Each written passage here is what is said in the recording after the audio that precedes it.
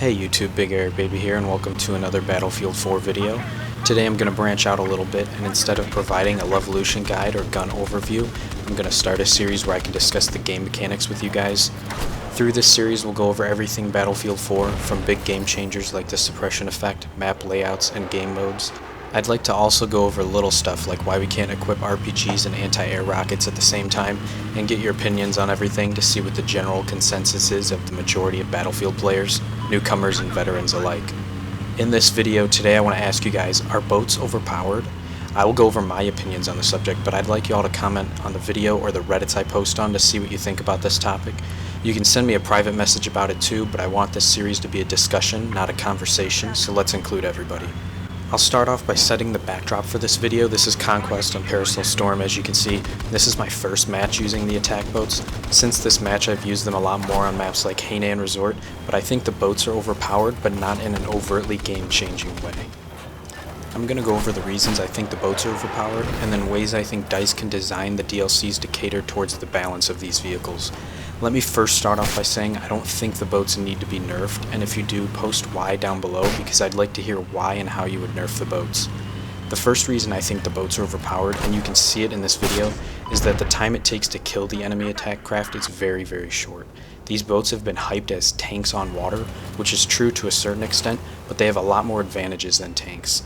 As we've seen in this video, if the enemy boat does not have a repairman, you can fire your 20mm cannon, hit about 75% of the shots, and then fire your tow missile and it will destroy the boat. I think this is way too fast of a time to kill for boats, but I can also respect why DICE did it, and I think it's to reward the player who has good positioning with these water vehicles. One other advantage that these boats have over tanks is the extreme mobility that these attack craft have. In Battlefield 4, and in all Battlefield games for that matter, a talented pilot could take a tank or LAV's health down to half or more with one strafing run. I find that this is way more difficult to do with the attack boats. First, because the speed of the attack boats is a lot faster than any tank or LAV could move, which makes targeting for air vehicles that much harder to acquire as well as maintain, especially when the waves start to roll in Parasol Storm.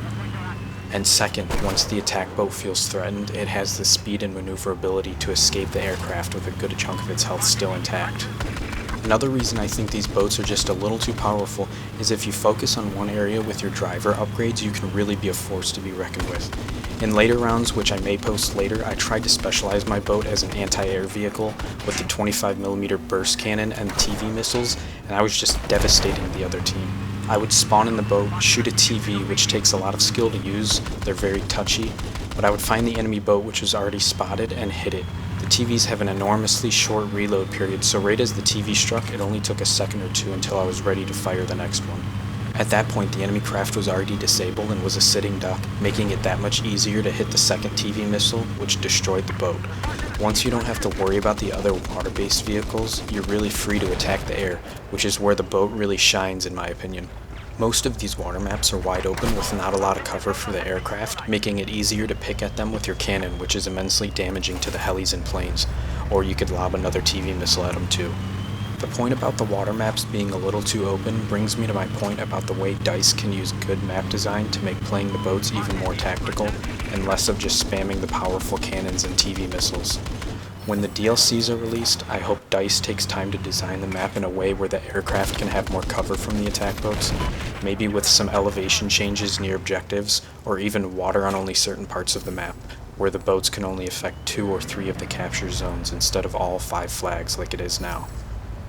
Like I said earlier in the video, leave your comments down below or in the Reddit threads I'll post in the descriptions where all my videos are posted as well, and let's make this a community discussion where we can talk about the things that make this game great or make it frustrating depending on your opinion.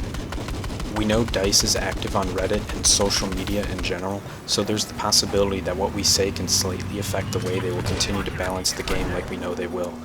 If you like this video, like and subscribe, and let me know what kind of game mechanics you guys want to go over in the next videos. And as always, thanks for watching, guys.